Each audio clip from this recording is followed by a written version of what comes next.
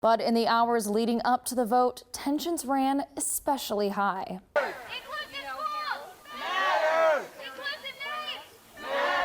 Protesters gathered outside the Shenandoah County School Board meeting, just hours before the board became the first in the nation to restore its original Confederate names. We don't name our schools after traitors.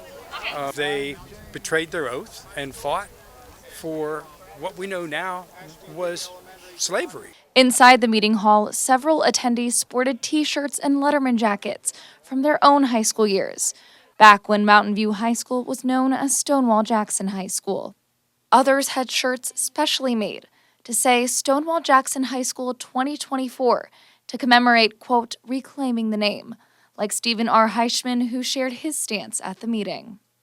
Tearing down statues and monuments and erasing history while indoctrinating children is exactly what Adolf Hitler did. I've seen children on the floor hugging her afterward, just needing something soft and fluffy to hold on to. Naia is there with survivors for every step of the way, from greeting them at the door to joining them in the witness box. We ask a lot of child victims coming into court and testifying a lot of times against an abuser, but Naia is able to be with them where they can reach her and pet her and just know that they have a physical support system there. In April, Naia became the first facility dog to help a child testify in the Rockingham County Circuit Court. She helped another case in July.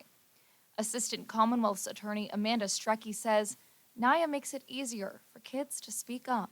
So sometimes if a child is having a hard time relaying the information to us about the case, we'll tell them just to talk to Naia and pretend like they're telling her the case, and they feel like she is listening and they're not staring at an adult they don't know. Myers says Naia has made a difference in the healing process. I've seen her help reluctant children engage in therapy, by whether that's just by showing off some of her commands or going on walks with some of the counselors and clients. If people leave here having had a positive experience because of Naia, then I think she's done her job.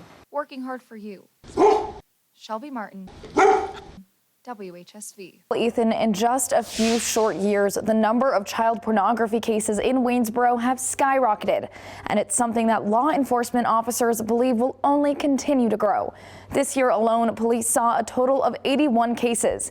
That's around 8 times the number of cases for 2019. So many people who've never had to fight a fire, ever, have come out and banded together to help this community. A small town coming together as wildfires ravage the area. You would not believe the cavalry that showed up at my house.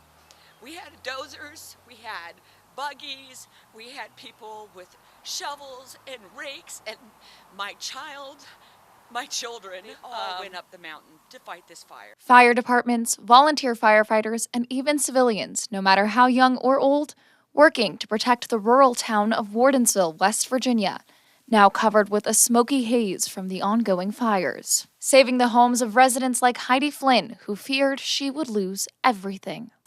To see my kids know that they were safe because they put themselves in danger to take care of our home, along with everybody else, that is just beyond. I really have no words. Community members also thanked first responders and civilian volunteers who helped fight the fires, with hundreds of donated snacks and meals. Volunteer firefighters like Tony Benjamin are proud of the community's efforts. It's really nice to see that. There's not much of that left in the world. But even with help from fire departments from other states, even as far as New Mexico, he says the local departments lack the resources to fight these fires. There's only so many of us. We're not like the fire department in New York where they just keep coming. You just do the best you can do with what you got. That's all you can do. But residents like Flynn are quick to share their gratitude. They are heroes. Working hard for you, Shelby Martin, WHSV. At Fawn Crossing Farms, remnants of the recent drought are everywhere, like the subtle hints of yellow foliage in the trees and crunchy leaves on the ground, 2 things we don't normally see until October. But thanks to severe weather, the grass is a little greener at the farm, which is great for the livestock. The Rockingham County Fair officially kicked off this week, offering tons of rides, food, games, and of course, pony rides. Residents say the Rockingham County Fair has brought the community together, with people coming from all over the area to enjoy. We didn't get anything yet. Day 3 of the fair drew in large crowds, with long lines at the rides and, of course, at the food stands, which offered everything from cotton candy to popcorn to soft pretzel. Now, there are no reported injuries, but there is one suspect in custody. It was a normal Tuesday afternoon in Stanton until the gunshots rang out. We thought it was a trailer is what we thought it was, and then she went out to get a car, and she said the police are down here, and then we heard it was gunshots instead. So it's like really close here. You know, it's too close. Kayla, Augusta Health's main hospital received a bomb threat from an unknown caller at 5:10 this evening. Now, when I arrived at the scene, law enforcement had blocked off all entrances to the main hospital and closed roads. I was also made to shelter in place in my vehicle for close to an hour. An alarming trend in schools around the country and here at home. For the past several days, there have been 12 school threats in the Shenandoah Valley. This just days after the deadly mass shooting at a Georgia high school. Now, parents are grappling with concerns about school safety and faced with some tough questions.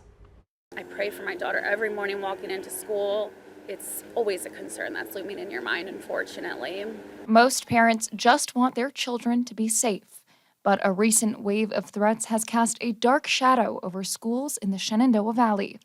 Since September 11th, it's been almost a daily occurrence. You can't ban books. Go Ask Alex, sold. 13 Reasons Why, The Kite Runner, The Bluest Eye. It's not a book ban, but a temporary removal. That's what School Board Chairman Matt Cross says about the list of 57 books that are no longer allowed in Rockingham County public school libraries due to, quote, sexually explicit content, explicit language, and violence. Most community members say they're dissatisfied about political divisions in America. This dog and pony shows of these campaigns have gotten us so distracted with non-issues that it has us, as long as we're fighting each other, then we're not paying attention to the things that we actually do agree upon. If you don't put a lot of work in it, you're not going to do good at all. Because, like, there's a lot of physics to go fast. And Caleb's biggest supporters are his family members. His mother, Mary, little sister, Gracelyn, and, of course, his dad, Ron. And he makes me a proud dad. He woke up that morning in a very humble way, and he told me, he said, Dad, I've got a feeling I'm going to win this race.